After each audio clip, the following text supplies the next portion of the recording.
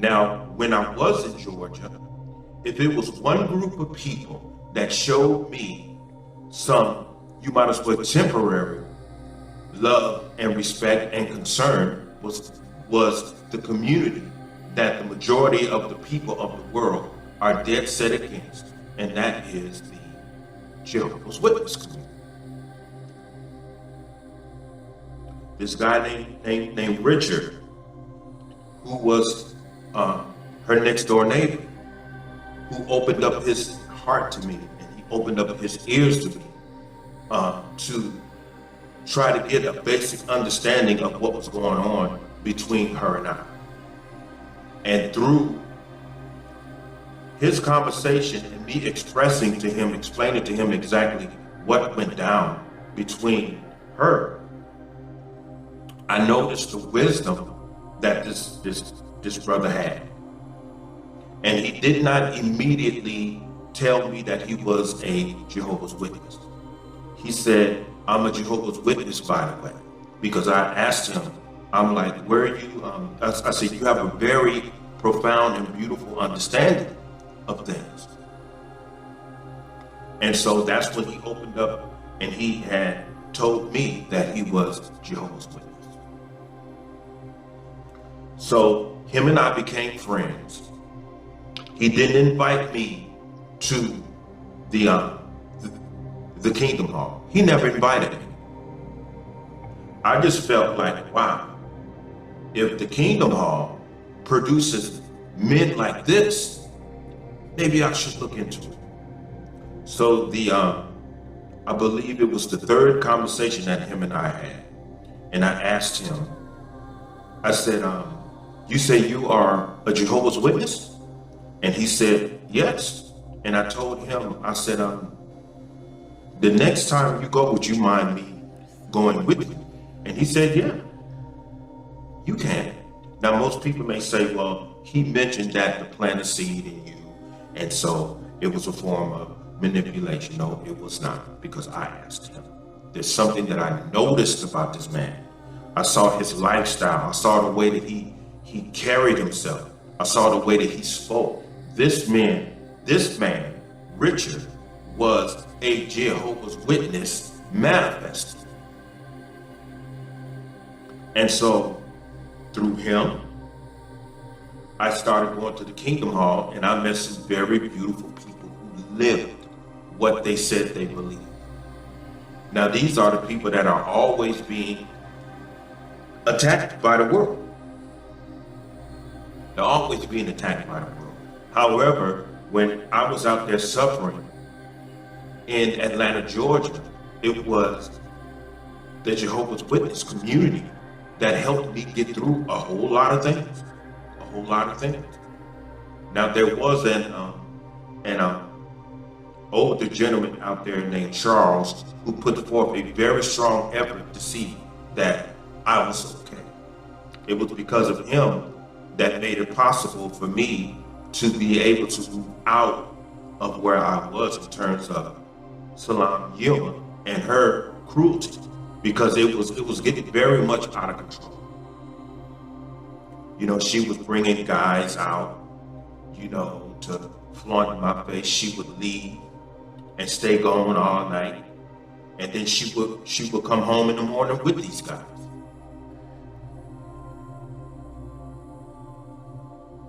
"42 principles of Mata," right?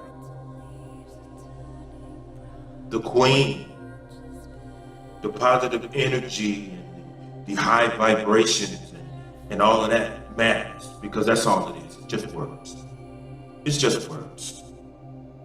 Because if those words and if those principles don't become flesh, it means absolutely nothing. I could care less what you say you believe.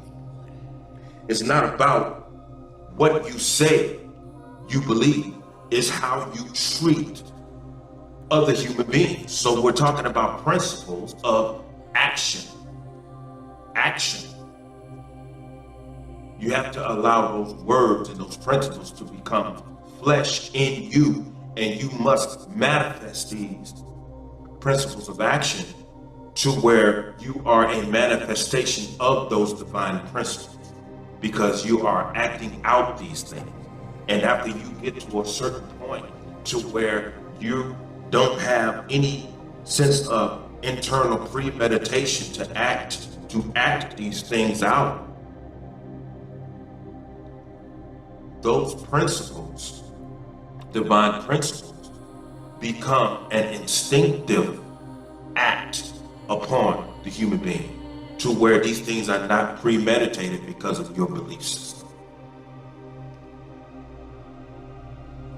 Those divine principles are one with you and you with those divine principles.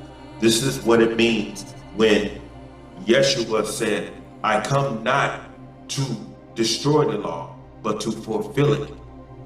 He said to fulfill it means to become one with the divine principles of action that these laws are fixated upon, to the point to where it is instinctive now, and therefore I am a manifestation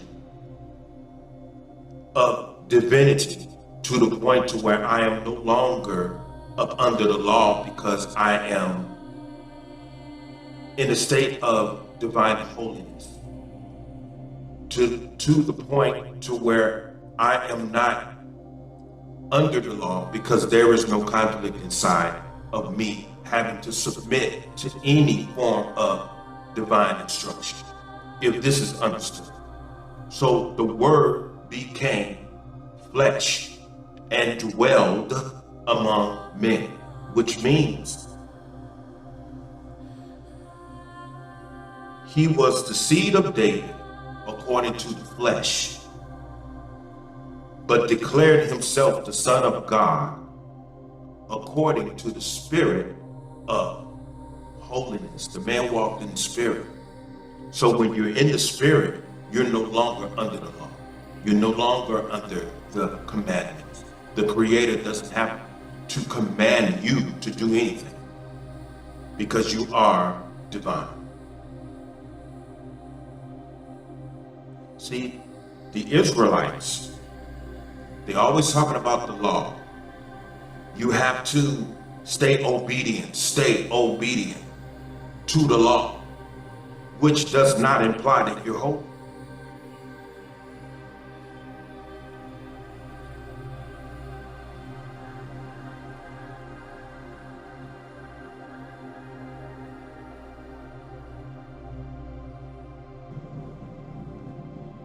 Good evening.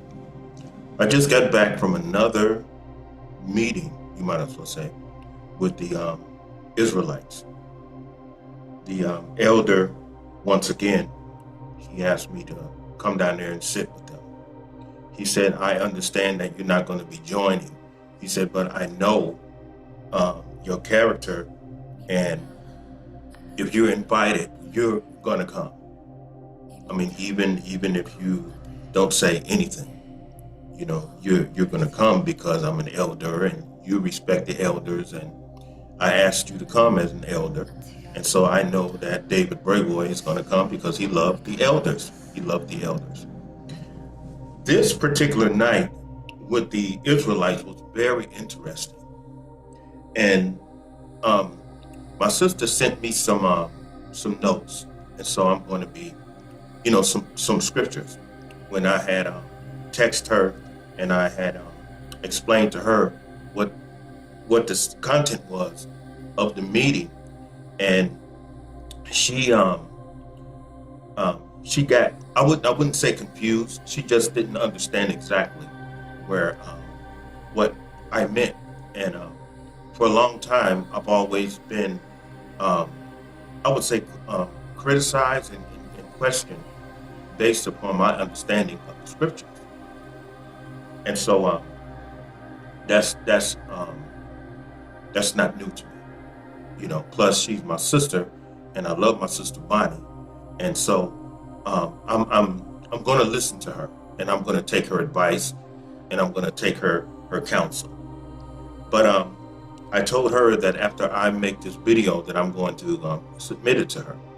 But I want to go back to the meeting, because this meeting was very interesting. And even though I wasn't saying much, I was just sitting there listening as the elder knew that I was going to do. But what I came to understand and what I came to realize and I noticed is that a lot of the brothers down there were borderline boasting about being under the law and under the commandments. And I'm saying to myself, um, why is it not only the Israelites, but even the Christians are complacent in being or having to be under a law and having to be under a commandment? So I've always understood that Yeshua was telling us to submit ourselves 100% to the Father. And in that way, we will become a manifestation of the divine principles of what the laws and the commandments are fixated upon in terms of what to do and what not to do. And what not to do is based upon mankind's rebellion against his own self, in which gave the necessity for the law and for the commandments, if that's understood. But when Yeshua has said, go and sin no more, and he said that I didn't come to destroy the law, but to fulfill it. You fulfill the law by becoming a manifestation of the divine principles that the laws are based on, based upon the opposition of divine behavior inside of the human being. We do wrong for a certain amount of time, back in time, to the degree that, okay, the only way that these human beings are going to understand what is right and what is wrong, we're going to have to create laws, and we're going to have to create commandments. And so you have some people who are under the law, and they're actually told what to do, and they submit and they do it to the best of their ability. Now, there's another classification of people who telling them what the law is not enough. And so those are the type of people who have to be put under the commandments. They have to be commanded to submit to what is right. You have some people who you can tell what is right, and you have some people who needs to be commanded to do what is right. That's like if you're driving and the law is you cannot run a red light. That's the law. And then when you decide to run the red light, then you get a ticket and you go to court and you stand in front of a judge and you have to pay a penalty to where, look, you broke the law and so now we have to command you not to do this. Okay? And so you're going to have to pay this much, or you're going to have to go to jail, or whatever the case may be. So I was telling them, I was telling the Israelites tonight, I don't see why so many of us, I included myself, are content and complacent of being up under a law.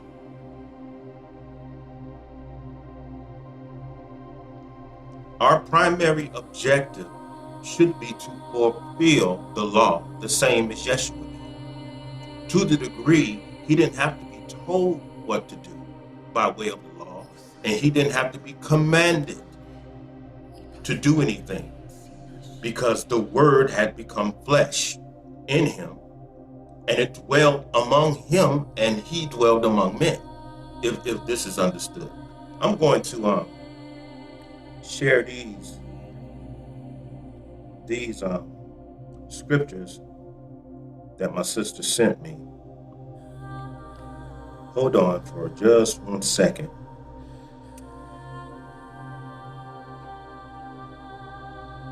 She sent me this one from Matthew. It says, "Think not that I come to destroy the law of the prophets." So he's not ignoring the laws of the prophets. I am not come to destroy, but to fulfill. This is in Matthew. "For verily I say unto you, till heaven and earth pass, one jot or one little shall in no wise pass from the law till all be fulfilled." And that's pretty much what I was explaining to them tonight. When you fulfill the law, but if you are complacent in the law, like it says, not one tittle shall in no way pass from the law until it is fulfilled. You no longer need the law after you have fulfilled the divine principles in which the law is fixated upon. It's simple. And the word became flesh. Was Yeshua, after he fulfilled the law, was he under the law? No, because he fulfilled it. Did the Creator have to command Yeshua to do anything? No. And he told us how to get there when he said, "Go and sin no more." If you see me looking down, my beautiful and wise sister has sent me these scriptures.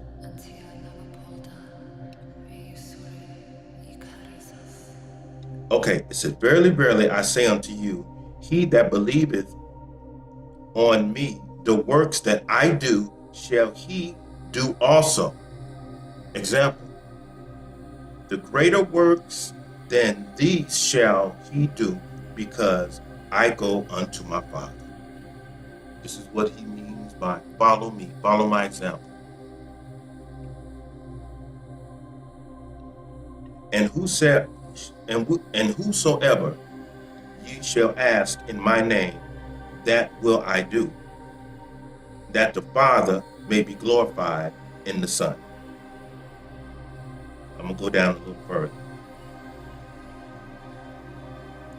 "And I will pray the Father, and he shall give you another comforter, that he may abide with you forever." That's the state that he is encouraging the human family to reach, that state. "Even the Spirit of truth, whom the world cannot receive," people of the world, "because it seeth him not." Okay? "Neither knoweth him, but ye know him, for he dwelleth with you and shall be in you." Okay. Yeshua has said, the kingdom of heaven is within you. And the kingdom of heaven can only manifest itself on earth from the human being. So the only way that the kingdom of God is going to be created and manifested on earth, we have to become better human beings. Now, those who are in prison, jail and in prison, they have to abide by the laws of the prison.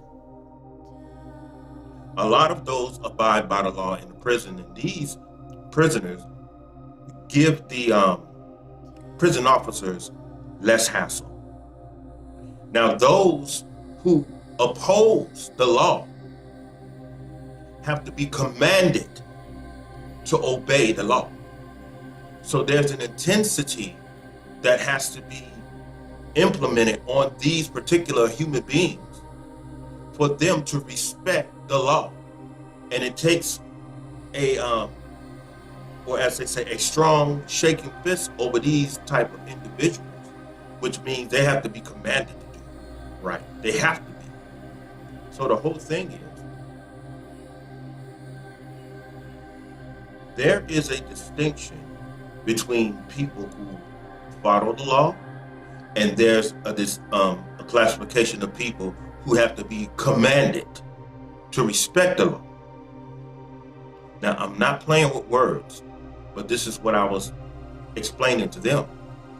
And so in my explaining this to them, I was telling them, we have become too complacent in saying that we're under the law. You know, we're under the law. Okay. That doesn't imply that you're a holy person. That means you still have some resistance in you of the law and the commandments. So why not die to the current self, get rid of the boasting and the ego, even if you're not aware of how it's affecting your mind and your spirit. Let's probe into the laws and the commandments, understand them, relate to them personally, so that we will be able to fulfill those laws. Thou shalt not kill. Okay, I'm never going to kill anyone. Fulfill. Thou shalt not steal. I'm never going to steal from anyone. Thou shalt not, those things. If you have no intention on committing anything, what the commandments and the laws are based upon, telling the human family that they should not do, and therefore at the same time they're telling you what to do by way of explaining to you what you should not do, because you're not going to do it because the kingdom of heaven is within you. Now when you become in the spirit, when the spirit of truth comes, that is going to put you in the position to where you have submitted yourself to God to the 100% margin, to the degree to where you are no longer a sinner. Like the Christian love to say, we're sinners. The Israelites said, we're under the law. How long are you going to have to be under the law? How long are we going to be complacent with being sinners? Why don't we just follow the example when he said, go, move forward, and sin no more. No more sin. Stop it. And once you move forward, and God sends the Holy Spirit to you, which is the comforter, when you come upon those tempting things, the spirit of truth is going to guide you to all truth. You're no longer going to sin. You're no longer going to do any evil, whether physically or intellectually. Even your thoughts are going to be cleaned up. A human being like that has fulfilled the law and has fulfilled the commandments. And therefore, they are no longer up under the law and the commandments within, because the Creator looks down at not only Yeshua, but on you as well and says, this is my beloved son or daughter, within whom I am well pleased.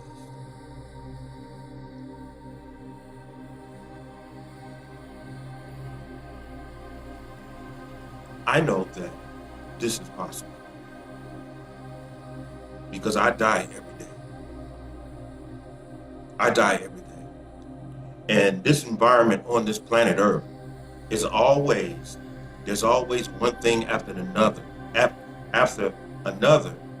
that puts us through a challenge until we understand that it's not what is on the external that is the challenge. The challenge will forever be us. That's like people want to provoke you, even road rage and people on the street or people at work. Oh, what you gonna do? What you gonna do? F you and all of that. The challenge is gonna always be you. I don't care what anybody do to you. I don't care what anyone says to you. Move in the spirit of God and of truth. Don't do anything or don't say anything that is going to put yourself back up under having to be back into the realm of the law and the commandments. Fulfill yourself. Fulfill the law and the commandments. I'm hoping this is understood, because this is the information that I shared with the Israelites. And I was telling them, stop being so complacent being under the law. How about trying to fulfill the law to the point to where when the Creator looked down upon you, the Creator see a divine being who has fulfilled the laws and the commandments. That's basically what I told them tonight, and they understood it. So this walk is a whole lot more than just technical. Oh, we're under the law. We should work and give ourselves totally to death, that we may be born again, to the degree to where the law has already been fulfilled in us, and then we are walking strictly in the Spirit of God. Because I asked you, was Yeshua under the commandments? Was Yeshua under the law? He said, I didn't come to destroy the law or to break the law, and therefore just ignore them and just do what I want. I come to fulfill them. Going back to what my sister sent me, because I think I forgot to touch on something.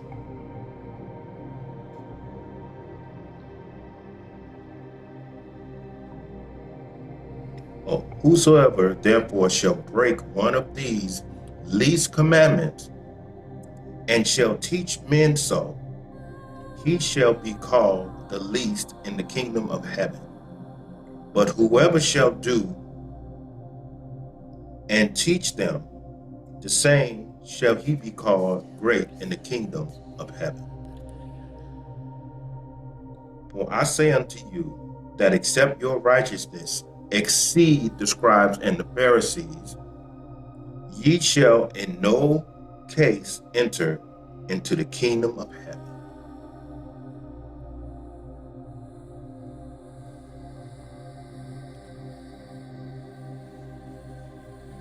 Your righteousness should exceed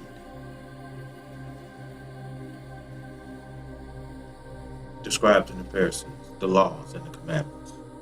Those things. Exceed that. Excuse me, it's very hot. But that's pretty much what we talked about. And a lot of them understood it. And they came to understand that this walk is a whole lot more serious than a lot of us currently respect it to be. It's serious. It's serious. And I just wanted to share that. I'm pretty certain that I left out something, but it's pretty simple. It's pretty simple. It's people may say it's not simple. Well, when Yeshua had said, go and sin no more, that was very simple. He was telling you, just stop it. And even in the book of Revelations, if my people who are called by my name will humble themselves and pray and turn from their wicked ways, then I will hear from heaven, and he'll forgive their sin and It's simple. We make it complicated because we get too complacent on where we are when the life journey is a consistent journey of growth and evolution. It's consistent. The moment you say, I got it, that's when you lose everything. That's when you lose everything. Because the spirit exceeds this it that we claim that we have. It exceeds that. So never say, I got it. I know the truth. You're never going to know the full truth, because the truth is a living, moving thing, and it's always evolving. It's always growing and evolving. It never ends. It never stops. It's like a flower that continues to bloom, continuously blooming, and it's always new. It never goes old. It never stops. It's just continuous blooming. With that being said, I have to get some rest because that was a very intense meeting. And as I said before, I'm going to always respect the elder. And he knows how much I love the elders. He knows how much. That's like Pastor Lot. Whenever I visit him, I won't even sit down in his home unless he says, have a seat. And even then he has to sit down before me. When he sits, then I sit. That's how much I love the elders. And so I stopped leaving their grouping with the perception this is going to be my last time coming down here. I don't even think that way anymore, because regardless if I'm not going to join, you still have to honor. You still have to honor someone who is gracious enough to invite you to their setting. And as he said, even if you don't say anything, I just want you to sit there and listen. And if you have some input on something, just give us your input. So with that being said, I'm gonna get me some rest. And everyone have a good night. Stay human. Peace.